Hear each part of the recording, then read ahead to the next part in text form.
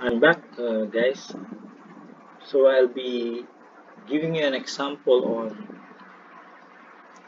the procedure on how to characterize or categorize a beam using the shear span to depth ratio.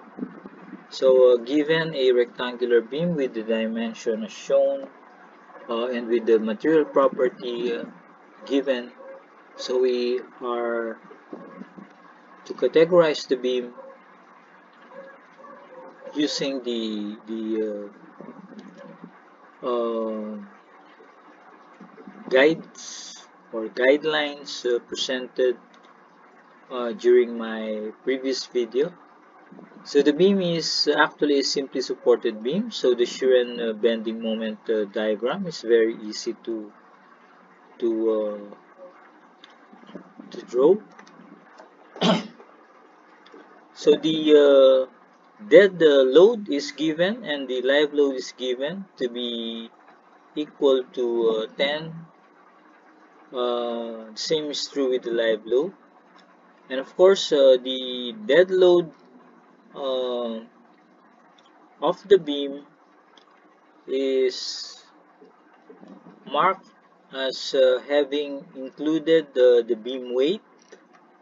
In case the beam weight is not included, so we have to compute. Okay, so take note of this. So in case beam weight is excluded,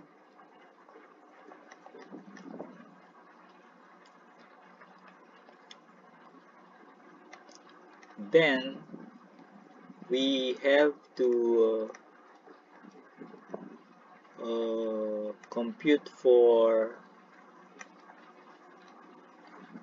W beam weight.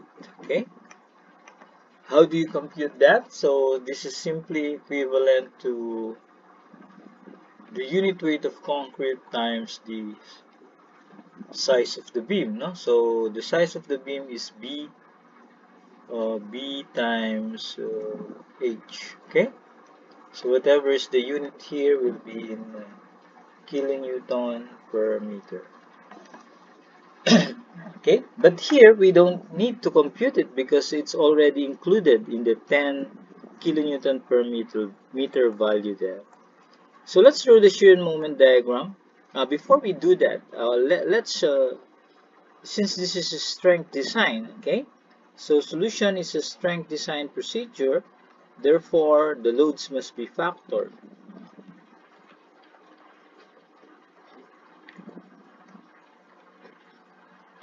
So your WU is equal to this is the combination of 1.4 W dead load plus 1.7 W live load. In case this is not given, always use this. Try to remember this. But if I give you another combination, use the given combination. Okay, so this is called the load combination. So 1.4 of 10 and 1.7 of 10 will be 14 plus 17 becomes 31. And the reactions, of course, are very simple to take. So this is simply 31 times 1/2 of your beam length. What's the length of the beam? It's 4 meters. So this is simply 31 times 2, which is 62. And this is also 31 times 2, which is 62. Okay, so that's your first value there, shear. And then of course here is 0, it's exactly at the middle. So you need to get the values of your shear by dividing this to a length of 0.50. Okay.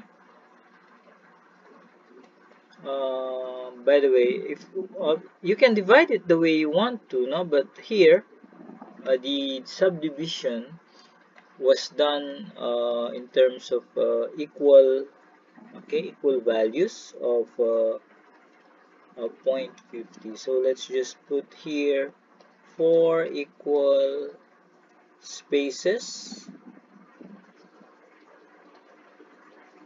equals 2 meters. No, so it's simply, so this space must be 2 divided by 4, which is 0.50. Okay, so there's a 0.50 there.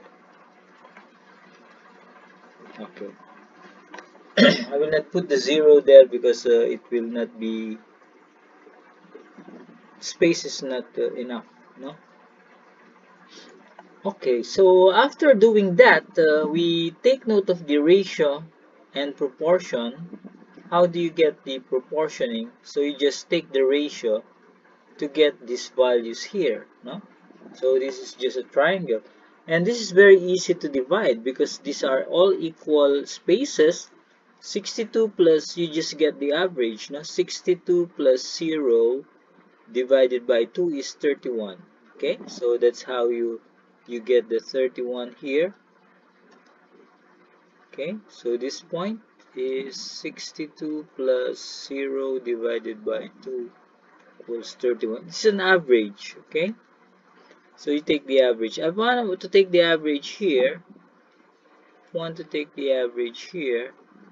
So this is simply 31 plus 0 divided by 2 is 15.5. Okay, and if I want to take the average here, I just put it as 62 plus 31 divided by 2 equals 46.5. Okay, so I got these values now here. Okay, if this is not a straight line or this is not symmetrical, you have to do some more complicated proportioning.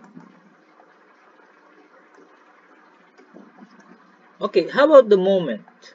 How do you go over the moment?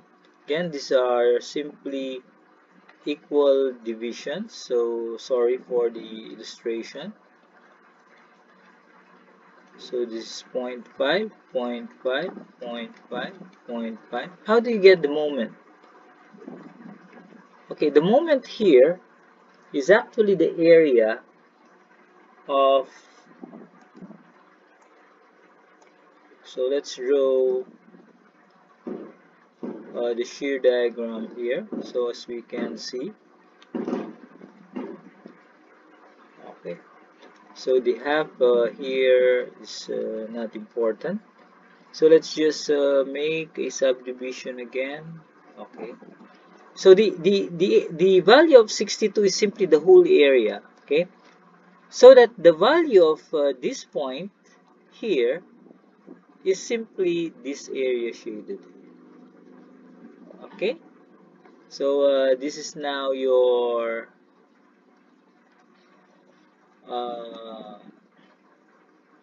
46.5.